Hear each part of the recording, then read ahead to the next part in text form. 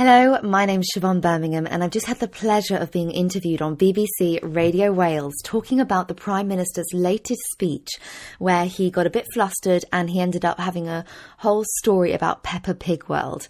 It was such an honour to be interviewed on BBC Radio Wales and I feel privileged to say that I'm actually listed as an expert for public speakers on the BBC's register.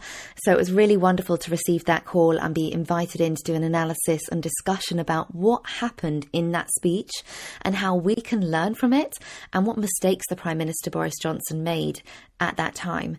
Now, whether you've just watched an extract or whether you've watched the whole speech, there's a lot that we can learn from this moment. Now, we're all human. We all get nervous and we're all capable of getting lost, particularly during a long speech like the one that Boris Johnson was doing that day. But there are some simple techniques you can do to make sure you don't end up experiencing what he experienced during that speech. It's a little bit painful to watch. You'll see it all over social media at the moment. So it was really great to be discussing it on BBC Radio Wales. And like I said, I'm honoured to be invited as a public speaking expert to discuss what went on and how he could have avoided it. We do expect a lot from our Prime Minister, Boris Johnson, so we do expect that he would do better when it comes to a speech like that because he is our Prime Minister. That's his job. And we don't expect the everyday person to be able to deliver speeches in the way that we expect from our Prime Minister. So let's talk about some of the fundamental mistakes and what you could do to avoid ever being in that situation if you're doing speeches for your business, for your work, as an entrepreneur, or as a public speaker yourself. Now, first thing is that he actually got completely flummoxed because of his pages. You'll see when you watch back the speech, there was a moment where he began to get lost about 14 minutes into the speech, but he remembered what was coming next and he kept going. And then at around 18 minutes, you'll see his breath starts to get short and he says, "Forgive me." And he's ruffling through his page. He says again, forgive me. And that's when the nerves seem to really kick in. Now you see that he's actually gone into an adrenal state. He's in that fight or flight mode. Now that is really not a useful state to be in for the nervous system and for the mind to be able to think clearly, to remember what's coming next. So if this happens to you, you've got to stop, slow down and breathe.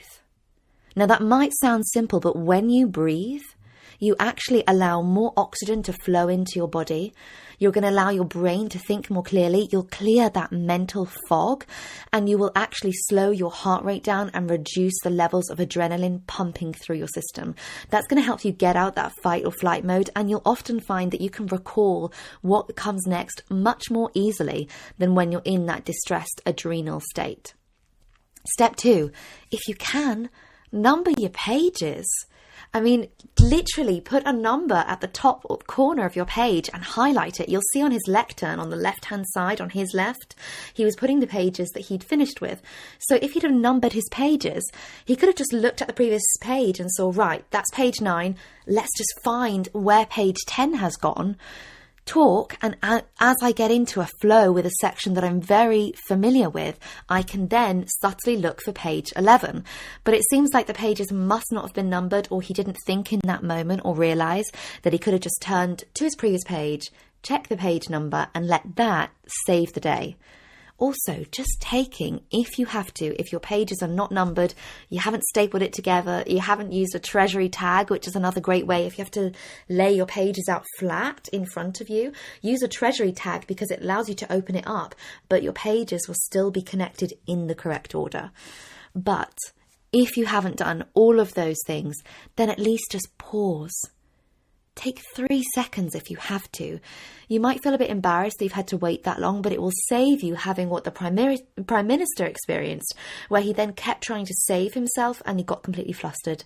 You know, we're human, we understand, you've got everybody looking at you, your pages are wrong, you want to speak accurately with the right stats, the right information, otherwise you get criticised, so you've got to get it right, so you've got to find where you're at.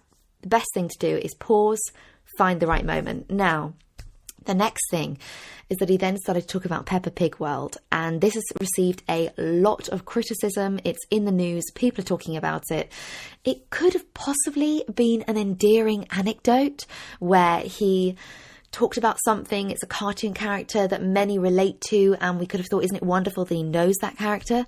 The issue is that you need to know your audience. You know, he was at the CBI annual conference, and at a conference like that, those businesses maybe aren't going to relate to or want to be hearing about Peppa Pig. So if you're going to use an anecdote or an analogy, make sure that it's relevant to the audience you're speaking to, because that can be the make or break moment when you're trying to recover from a mistake like we saw in the Prime Minister's speech.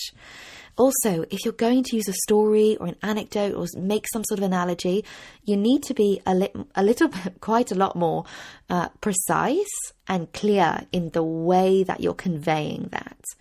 You know, his speech, as we discussed on BBC Radio Wales, it went on for a long time when he talked about Peppa Pig World. The references he made didn't really land, and that's where people are really kind of harshly digging into him about that mistake that he made there. So if you're going to use a story, make sure it's relevant for the audience, keep it concise, and land those lines, or at least a few of them. You know, draw some useful comparisons that are interesting so that it doesn't get awkward like we saw in that video. I hope you enjoyed this. I hope you found it useful. And, you know, if you've checked out my interview on BBC Radio Wales, it was this morning, Tuesday, and the date today is the 23rd. So Tuesday, the 23rd of November at 6:44 a.m. And it was a pleasure to be invited there as one of the BBC's public speaking experts. And if you have any other questions about public speaking techniques or other speeches that you want me to analyse and give you feedback on, I am very happy to do so. I love my work as an empowerment, mindset, an abundance coach, particularly focusing on public speaking and how to present yourself as a business owner, as an entrepreneur. So comment below, send in any questions you have, and I'm happy to help you further. And wow, if you haven't watched it, go and check out the Prime Minister's speech.